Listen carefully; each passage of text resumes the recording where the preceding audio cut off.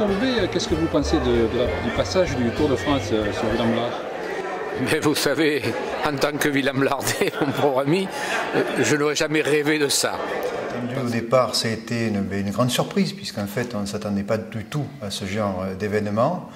Et c'est une grande fierté pour Villamblard et pour ses habitants. Et je pense que tout le monde va essayer de faire en sorte que ce soit une réussite. D'abord une surprise, puis après, petit à petit, c'est devenu une aubaine, puisqu'en fait, on se dit que lorsque le Tour de France arrive, il arrive quand même avec tout un tas de journalistes, d'images. C'est vraiment exceptionnel et puis on le reverra peut-être jamais, donc il va falloir qu'on soit présent et je pense qu'on le sera. Tout le monde, on commence à monter en pression.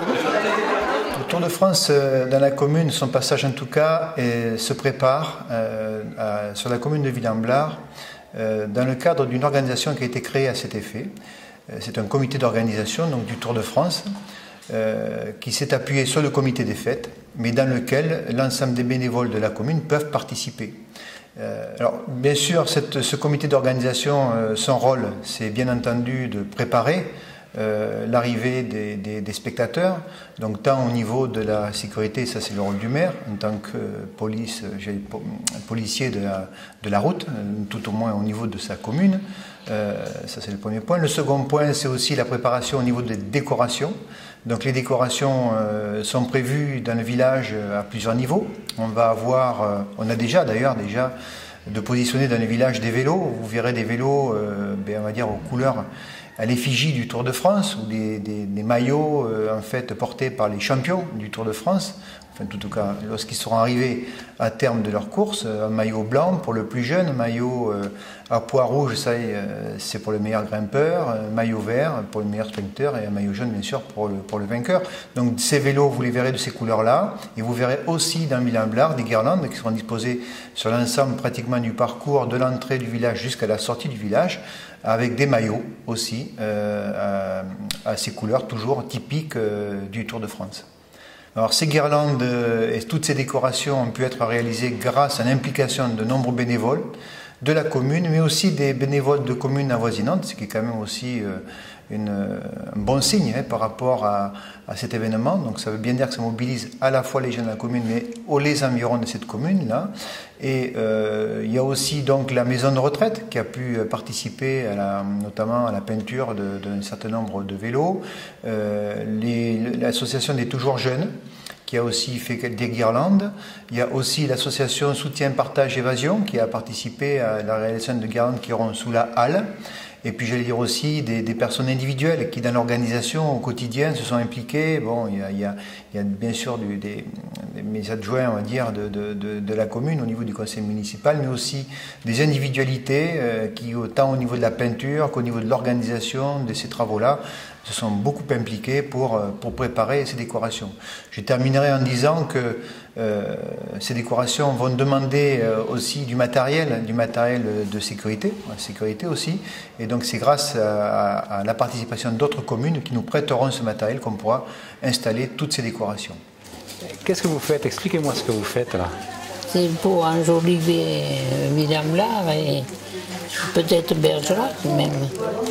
Je crois qu'il y en a pour Bergerac, d'après ce que j'ai entendu. Pour suspendre à l'extérieur des maisons. Avec mon mari, on aimait bien Robic, Jean Bobet. Louis Zambobé? Louis Zambobé, oui. Je me suis trompée de prénom. Oui, mais il y avait Jean aussi, vous avez raison, c'était son frère. Tous les deux, oui. On connaissait bien plusieurs qu'il y avait. C'était l'époque Bobé, c'est l'époque d'Anquetil, de Robic. Marchand de fraises qui avait toute la route. Valentin Huot. Oui. Robic, on aimait bien aussi. Il y en avait beaucoup que nous connaissions bien parce qu'on les voyait tous les ans, ça durait 5 ou 6 ans, on voyait les mêmes coureurs. Alors ça reste à mémoire, tandis que maintenant ça change souvent. La commune donc refait peau neuve au niveau des routes, des trottoirs, etc.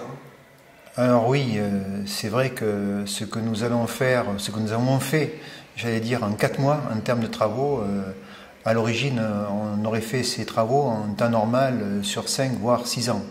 Donc il a fallu s'organiser très très vite pour que, compte tenu du fait que la chaussée allait être refaite par le Conseil général, le service du Conseil général, on ne pouvait pas, au niveau de la commune, laisser les abords tels qu'ils étaient. Donc on a été contraint, j'allais dire, mais contraint de manière positive, pour réaliser les travaux nécessaires à l'aménagement de ces trottoirs autour de la halle, voire avec un secteur pavé, et autour du château aussi, et bien entendu aussi la route de Périgueux à la sortie du bourg, en direction du Périgueux, où là des lignes électriques ont été enfouies, un éclairage public refait et des abords refaits. Donc j'allais dire que tous ces travaux qui représentent une somme d'investissement important a été réalisé grâce aussi à la participation financière, ça je tiens à le dire, que ce soit des services de l'État, grâce à monsieur le sous-préfet qui s'est beaucoup impliqué, aussi à notre conseiller général local qui a fait pour que les autorisations de subvention du Conseil général soient rapides. Donc en amont du Tour, la commune a déjà participé donc à des événements liés au Tour de France. Donc nous avons eu la chance d'avoir fait Rigaud, Delage et puis Chabanel qui se sont arrêtés dans notre village. Puis ce fut le tour d'Yvon Madiot.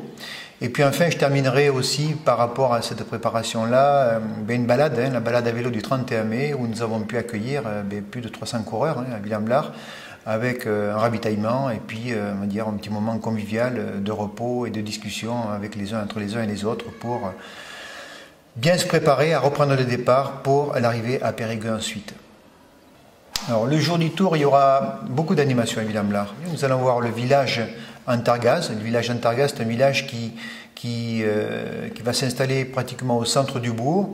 Bien sûr qu'il va avoir des attractions qu'il a habituellement sur le tour, mais en plus qui va offrir des repas à des invités qu'il aura honneur de faire ce jour-là. Je crois qu'il y a plus de 140 invités par rapport à ce village-là. Ensuite, il y aura le village Carrefour, qui lui sera beaucoup plus orienté sur la jeunesse, avec des jeux pour les jeunes. Ensuite, nous aurons aussi, pour que ce Tour de France soit visible, mais d'une manière réelle, j'allais dire, en regardant passer le coureur, mais aussi de manière virtuelle, à l'image.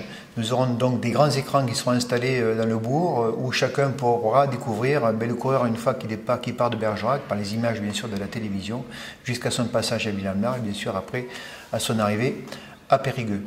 Voilà, donc ensuite, bien sûr, notre village sera sonorisé entièrement, donc ce qui nous fera aussi l'occasion d'avoir un animateur au micro qui commentera ce tour, mais plus spécifiquement à Villamblard. Bon, enfin, s'agissant des animations, bien entendu, on ne peut pas recevoir le Tour de France sans des moments de convivialité forts. Et donc ce qu'on propose à Villamblard, c'est que le soir, après le passage des derniers coureurs, donc il y aura de quoi se restaurer dans les rues. On va fermer la rue entière au niveau du bourg de Villamblard, où les gens pourront se promener, s'asseoir, manger, se désaltérer et bien sûr faire la fête, parce que c'est un moment de fête. Il faut que tout le monde se souvienne de Villamblard comme être un village où il fait bon vivre et bon rigoler le jour du Tour de France. Mais pas seulement, bien entendu. Donc cette année, le Tour de France célèbre le centenaire de la guerre de 14-18. Donc le devoir de mémoire, pour vous, est-ce que c'est important ? L'histoire doit être dans nos têtes et doit être transmise à nos descendants. Et donc le devoir de mémoire, bien sûr, en découle. Maintenant, moi je suis un homme plutôt de projet, d'avenir. Et je pense qu'on ne construit pas l'avenir qu'avec l'histoire. Mais par contre, ce que je pense profondément, c'est qu'il faut se servir des expériences de l'histoire pour bien construire l'avenir. Donc l'histoire, oui, c'est un moment très important parce que beaucoup de nos familles ont laissé de leur vie pour défendre l'identité d'un pays et sa liberté.